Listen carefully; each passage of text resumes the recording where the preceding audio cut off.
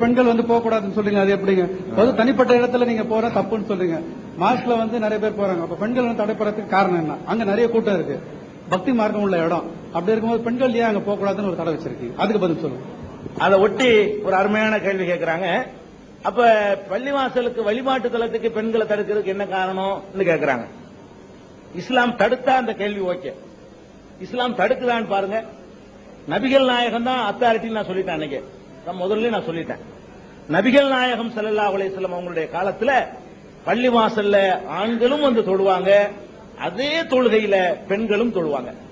என்ன கண்டிஷன் கேட்டா, இந்த வரிசையில நிக்கும் போது ஆம்பளைக்கு பக்கத்துல பொம்பளை, பொம்பளைக்கு பக்கத்துல ஆம்பளை நிக்க கூடாது. ஆண் வரிசை பெண் வரிசை இந்த வரிசையில சேர்ந்திருக்க கூடாது என்ற கண்டிஷனோட ஆண்களும் பெண்களும் நபிகள் நாயகம் ஸல்லல்லாஹு அலைஹி வஸல்லமுடைய காலத்துல பள்ளிவாசல்ல வந்து தொழுதாங்க மட்டும் இல்ல, நபிகள் நாயகம் சொல்றாங்க, லா தம்னவு இமா அல்லாஹி அனில் மசாஜித், பெண்கள் பள்ளிவாசலுக்கு வருவதை அவர்களுடைய கணவன்மார்களோ குடும்பத்தில் உள்ள ஆண்களோ தடுக்காதீர்கள்.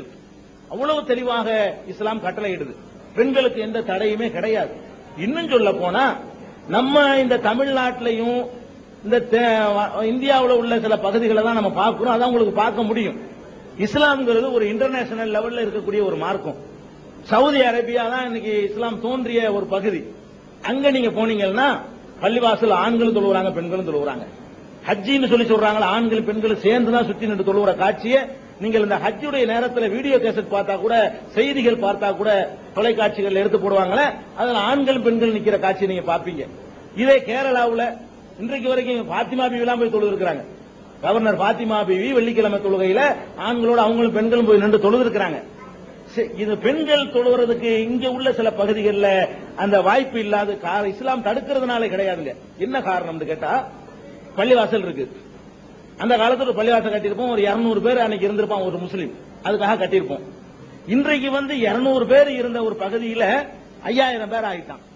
ஒரு பெரிய நகரங்கள்ல வந்து பள்ளிவாசலை விஸ்தரிக்க முடியாது, இடம் இருக்காது, பக்கத்துல அக்கம்பக்கத்துல இருக்காது. மேல ஏத்திக்கிட்டு போகலாமாண்டா 4க்கு மேல ஏத்தக்கூடாது, 5 மாடிக்கு மேல போகக்கூடாதுன்னு சொல்லி அந்த உள்ளூர் நிர்வாகங்கள்னால தடை உத்தரவு போடப்பட்டிருக்கு. அப்ப என்ன பண்றோம்னா, ஆண்களே நீங்க வெள்ளிக்கிழமை நீங்க பாத்தீங்கன்னு சொன்னா சில பள்ளிவாசல்கள்ல இடம் நிறைஞ்சு போய் ரோட்ல தொழுவாங்க. இடம் விஸ்தீர்ணம் பண்ண வழி இல்ல. இந்த வாய்ப்புகள் இல்லாதனால அவங்க எங்க போய் நிப்பாங்க? பெண்கள் வந்தாங்கன்னா வெறும் தொழுகிறது மாத்திரம் இல்ல, மலஜலம் கழிக்கிற அவங்களுடைய இயற்கை தேவைகள் இருக்கு, அவங்க ஒதுங்குவதற்கான வசதி. பள்ளிவாசல்ல வந்து இந்த வசதிகள்லாம் உண்டு. பள்ளி எந்த வழிபாட்டு தலத்தையும் இதை நீங்க பார்க்க முடியாது. இப்ப நாங்க பள்ளிவாசலுக்கு போனோம்னா பாத்ரூமுக்கு கட்டண கழிப்பிடத்துலாம் போக வேண்டிய தேவையில்லை. பள்ளிவாசல்லே அதற்கான வசதிகள், அந்த கழிப்பிடங்கள் இருக்கும். அங்கே போய் முறையா வந்து கைகால் முகத்தை எல்லாம் சுத்தம் பண்ணிட்டு போய் பிரேயர்ல கலந்துக்குருவோம். இந்த வசதிகள்லாம் செய்ய முடியலங்கிறதுக்காக வேண்டி அது இங்க விட்டுட்டாங்க. இங்க உள்ளவங்க அங்க இஸ்லாமிய நாடுகள்ல முஸ்லீம்கள் இருக்கிற பகுதியில பள்ளிவாசல் தானே பக்கத்தில் உள்ள கொடுத்துட்டு போயிருவான், அவங்களுக்கு விஸ்தீர்ணப்படுத்திக்கிற முடியும். அந்த வாய்ப்பு இல்லாத காரணத்தினால் இஸ்லாமிய சட்டத்தில் கிடையவே கிடையாது. இன்றைக்கும் பெண்கள் வந்தாங்க. இன்னைக்கு பெண்கள் அனுமதிக்கிற பள்ளிவாசல்கள் இங்கேயே உண்டு. இது ஆலந்தூர்ல பள்ளிவாசல் இருக்கு, அவங்க விசாலமா கட்டி வச்சிருக்காங்க, நிறைய இடம் இருக்குது. பெண்கள் வந்து இந்த ஆலந்தூர்ல தொழுகிறாங்க, பள்ளிவாசல் நீங்க போய் பார்க்கலாம். பூந்தமல்லியில தொழுகிறாங்க. இப்படி பெண்கள் வந்து தொழக்கூடிய இடங்கள் அனுமதிக்கிற இந்த வடமரைக்காயர் தெருவுல டெலிபோன் டவருக்கு பின்னாடி ஒரு பள்ளிவாசல் வந்து பாருங்க, பெண்கள் வந்து தொழுதுட்டு இருக்காங்க. அந்த வாய்ப்பு இருக்கிற இடத்துல இதே சென்னையிலே கொடுத்துட்டு தான் இருக்காங்க. வசதி வாய்ப்பு இல்லாதனால தானே தவிர இஸ்லாமிய பள்ளிவாசல் ரொம்ப சின்ன நீங்க பாத்தீங்கன்னா மத்த மதத்து வழிபாடுதல மாதிரி ஒரு பிரம்மாண்டமான கிரவுண்டுகளோ இடங்கள்லாம் இருக்காது. அந்த ஒரு அடிப்படையில் தானே தவிர இஸ்லாத்துடைய சட்டத்தில் அதுக்கு எந்த தடையும் கிடையாது. வழிபாட்டு தலத்துக்கு பெண்களும் வரணும்.